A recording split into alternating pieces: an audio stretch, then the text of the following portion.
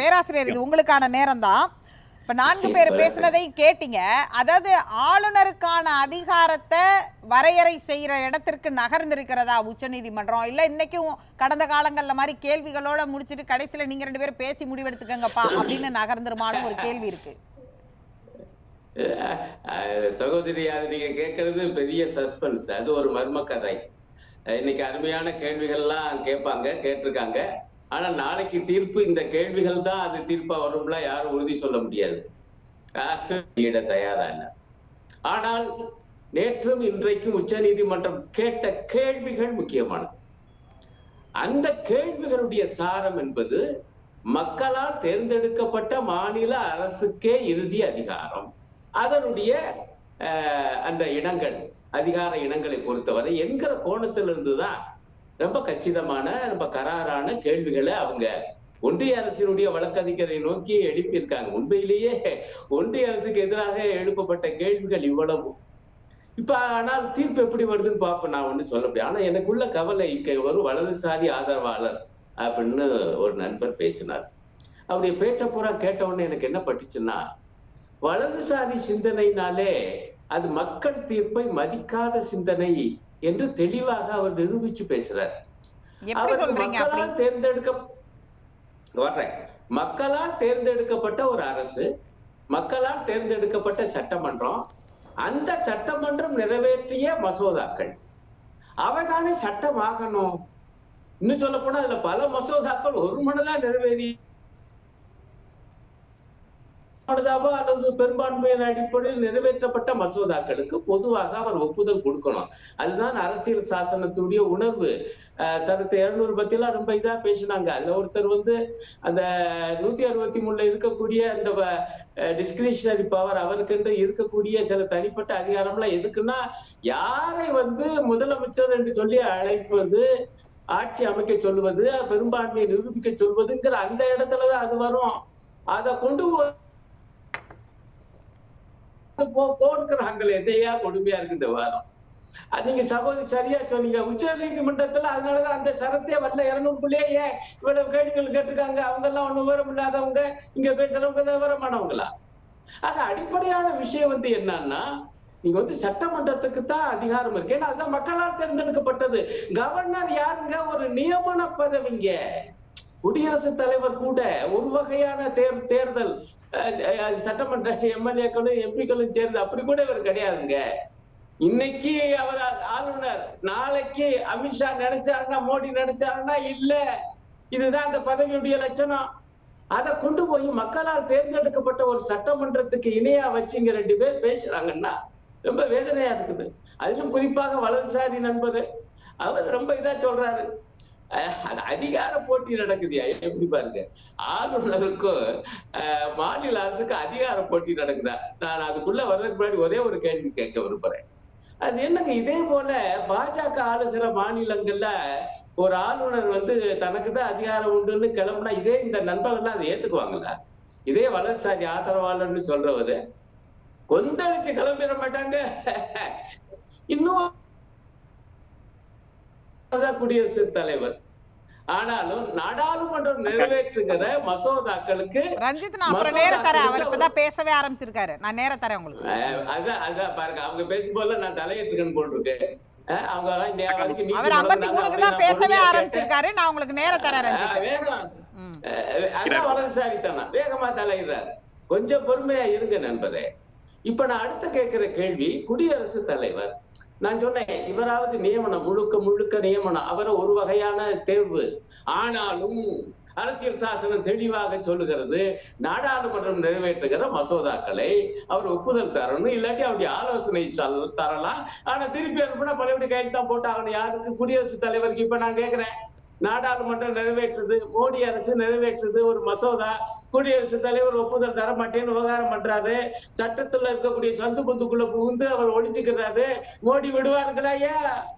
மோடி விட்டாலும் இந்த வலதுசாரி ஆதரவாளர் விடுவாரே? கொந்தளிச்சிருக்க மாட்டாரு. ஐயா, எங்க மோடிஜி விஸ்வகுரு, மக்களால் தேர்ந்தெடுக்கப்பட்டவரு, அவரு கொண்டு நிறைவேற்ற துணியே குரலே பேராசிரியர் அதே நேரத்துல ஒரு வாதத்தை ரஞ்சித் கூட அதை டச் பண்ணாரு, சுட்டி காண்பித்தார். பெரும்பாலும் அது ஆளுநர் நியமனம் தான், ஆனாலும் வந்து மத்திய அரசு தேர்ந்தெடுக்கப்பட்ட மத்திய அரசு தானே அப்படின்ற ஒரு வாதம் வைக்கப்படுதுல்ல. அந்த மத்திய அரசு தேர்ந்தெடுக்கப்பட்ட மத்திய அரசு நியமிக்கிறவர் தானே ஆளுநர் அப்படின்றாங்க. ஆமாங்க, பையன் நியமனங்கிறத முதல்ல ஒத்துக்கங்க. ரெண்டாவது, நம்முடைய இந்திய அரசு என்பது யூனியன் ஆஃப் ஸ்டேட்ஸ், மாநிலங்களின் ஒன்றியம். எப்படி ஒன்றிய அரசு தேர்ந்தெடுக்கப்பட்டதோ அதே போல மாநில அரசும் தேர்ந்தெடுக்கப்பட்டதானே. அதையே மதிக்க மாட்டேங்கிறீங்க. அப்ப மாநில அரசுக்கு சட்டம் இயற்றுகிற அதிகாரம் எந்தெந்த இனங்களில் இருக்கோ அதுலதானே அவங்க தேர்வு செய்யறாங்க. ஒண்ணு மாநில பட்டியல், இன்னொன்னு ஒத்திசை பட்டியல். ரெண்டுலதான் அவங்க மசோதாக்களை நிறைவேற்றுறாங்க. இந்த மசோதாக்களை உங்களுக்கு ஏதேனும் சந்தேகம் இருந்தா ஆளுநர், நீங்க அதெல்லாம் பேசிட்டீங்க 200ல என்ன இருக்குன்னு அந்த 3 பத்தி எல்லாம், ஆளுநர் திருப்பி அனுப்பலாம் தன்னுடைய ஆலோசனையோடு. அந்த ஆலோசனையை ஏற்கலாம் அல்லது ஏற்காமலே மீண்டும் திருப்பி அனுப்பலாம். பொதுவாக ஒப்புதல் தந்தாகணும். அதுல 3வது ஷரத்திற்கு நான் வந்து குடியரசுத் தலைவருக்கு அனுப்புவேன், சேட்டை இல்லை, அப்படித்தான் சொல்லுவேன் நான். எங்க இந்த 3வது கூறிய 200 ஷரத்தை போய் பழையபடி படிச்சு பாருங்க. அதுல என்ன சொல்லியிருக்கு? ஏன் தெரியுமா அது குடியரசுத் தலைவருக்கு அனுப்ப சொல்றாங்க? ஒண்ணு ஒப்புதல் கொடு, இல்லாட்டி திருப்பி அனுப்ப உங்களுடைய ஆலோசனை. 3வது எதுக்கு போட்டிருக்காங்கன்னா, கீழே படிச்சீங்கன்னா, உயர் நீதிமன்றத்தினுடைய அதிகாரத்துக்குள் நுழைந்து அதை கெடுப்பது போல குலைப்பது போல இருந்தால் அந்த மசோதாவை நீங்க ஜனாதிபதிக்கு குடியரசுத் தலைவருக்கு அனுப்பலாம், அதாவது ஒன்றிய அரசுக்கு அனுப்பலாம். நீங்க தயவுசெய்து வேணா எடுத்து, இப்ப கூட நான் மீண்டும் படிச்சுட்டு தான் வர்றேன் இந்த விவாதத்துக்கு. ஆனா கடைசியில என்ன ஆகி போச்சுன்னா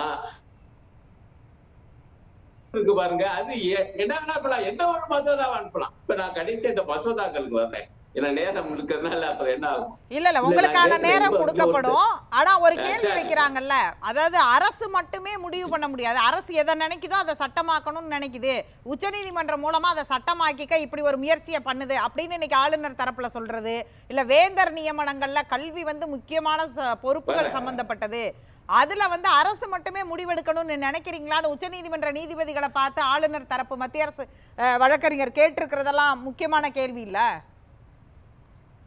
முக்கியமான கேள்வி அல்ல, கொடூரமான கேள்வி, அரசியல் சாசனத்தை இழிவுபடுத்துகிற கேள்வி. என்ன கேட்கிறீங்க சகோதரி?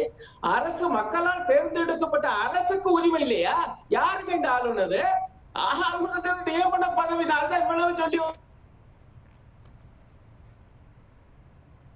உங்களுக்குன்னு உங்க இஷ்டத்துக்கு முடிவு எடுக்கிறதுக்கு என்ன சரத்து இருக்குன்னு அதனால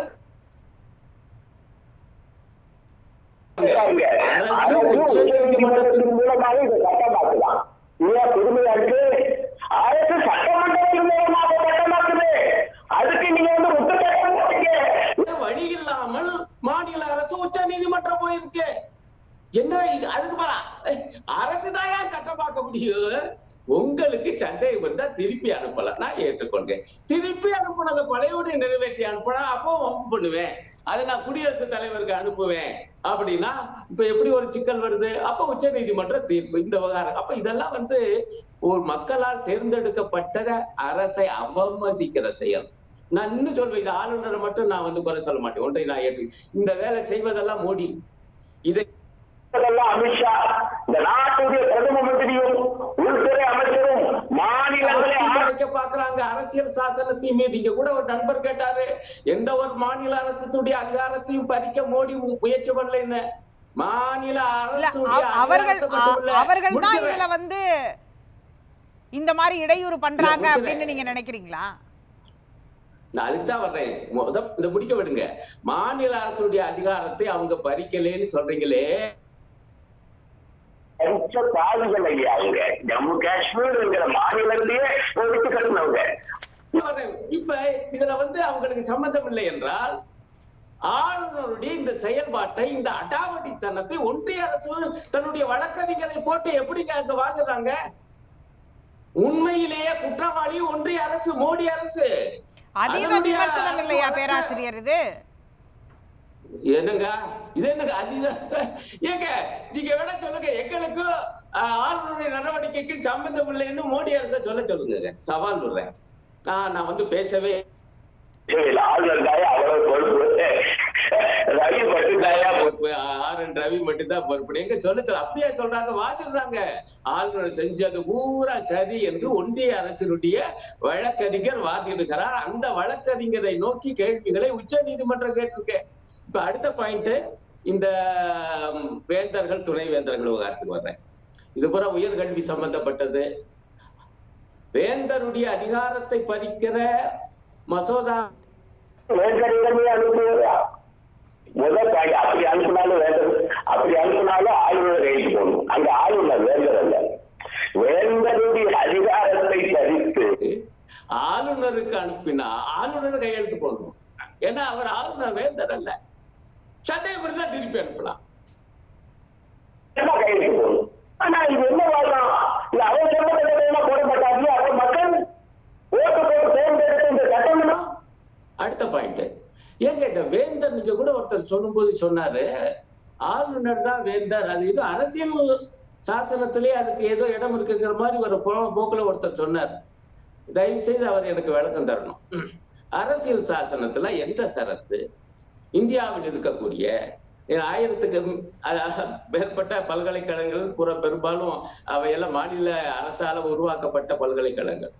இந்த பல்கலைக்கழகங்களில் எல்லாம் ஆட்டோமேட்டிக்கா அந்தந்த மாநில ஆளுநர் வேந்தர் ஆவார் அப்படி என்று அரசியல் சாசனத்தில் எந்த சரத்து சொல்லுது? நான் அறியாமையில் கேட்கிறேன். அப்படி ஏதேனும் இருந்தால் சொல்லுங்க, நான் ஏற்றுக்கொள்றேன். என்னுடைய சிற்றறிவுக்கு எட்டிய வரை ஒவ்வொரு மாநிலம், உதாரணமாக தமிழ்நாடு, ஒரு மாநில அரசு பல்கலைக்கழகத்தை ஒரு தனி சட்டத்தின் மூலமாக சட்டமன்றத்தில் உருவாக்குகிறது. ஆக இந்த பல்கலைக்கழகத்துக்கு இந்த அப்படி சட்டத்தை உருவாக்கும் போது என்ன மரபுன்னா, பொதுவா வேந்தர் யாரியா, சான்சலர் யாரு, ஐயா ஆளுநர் அப்படி போடுறது. இணைவேந்தர் யாரியா, உயர்கல்வித்துறை அமைச்சர். துணை வேந்தர் நியமனம், அதை பத்தி அந்த சரத்து. இதுதான் ஒரு மாநில சட்டமன்றம் நினைச்சா வேந்தர், ஒரு பல்கலைக்கழகத்தின் வேந்தர், ஒரு குறிப்பிட்ட பல்கலைக்கழகத்தின் வேந்தர் ஆளுநர் கிடையாது, முதலமைச்சர் தான் என்று சொல்ல முடியுமா, முடியாதா? நான் கேட்கிறேன். அரசியல் சாசனத்தில் அதற்கு இடம் இருக்கா இல்லையா? ஏன் இதை பத்தி எல்லாம் பேச மாட்டேங்கிறீங்க? என்னமோ ஆட்டோமேட்டிக்கா அவருக்கு வேந்தர் பதவி வந்துட்டது மாதிரி ஆளுநர் ஆனா அப்படி எங்கேயாவது இருக்கா? தயவு செய்து நான் தப்பா குஜராத், உத்தரப்பிரதேசம் போன்ற மாநிலங்கள்ல நீங்க சொல்றது மாதிரி முதலமைச்சரை வேந்தராக்குற சில பல்கலைக்கழகங்கள் அந்த அதிகாரத்தை வச்சிருக்காங்க இல்லையா?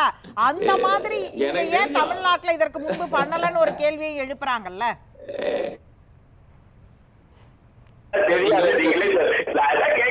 இதுவரைக்கும் பண்ணல, இல்ல இதுவரைக்கும் பண்ணல. இனிமே பண்ண முயற்சி பண்ணா, ஆகா ஆளுநருடைய வேந்தருடைய அந்த பதவியை காலி பண்ணுவதா, அதுக்கு ஆளுநர் கையெழுத்து போடுவாரா அப்படி என்பது என்ன நியாயம்? நாங்க இப்போ ஏன்னா இந்த ஆளுநருடைய அடாவடித்தனத்தின் காரணமாக இவ்வளவு நடக்குது. ஆகவே இதை செய்வதற்கான உரிமை மக்களால் தேர்ந்தெடுக்கப்பட்ட சட்டமன்றத்துக்கு உண்டு. அப்படி சட்டமன்றம் பேசுவோம். இன்னும் ஒரே ஒரு பாயிண்ட், துணைவேந்தர் பதவியை பொறுத்த வரையில, இல்ல வேந்தர் பதவியை விட்டுடுங்க, துணைவேந்தர் பதவியை பொறுத்த வரையில ஒரு பல்கலைக்கழகத்துல இப்படிதான் தேர்வு செய்யணும் இருக்கு. அங்க மாற்றணும்னு ஒரு புதிய அரசு, மக்களால் தேர்ந்தெடுக்கப்பட்ட வந்த புதிய அரசை செஞ்சு நினைச்சு அது சட்டமன்றத்துல ஒரு மசோதாவை நிறைவேற்றினா, அரசு செய்யலாம்னா அரசு செய்ய முடியும், செய்யணும். பேசலாம் பேசலாம் பேராசிரியர், அது ஜனநாயக விரோதம். பேசலாம். இது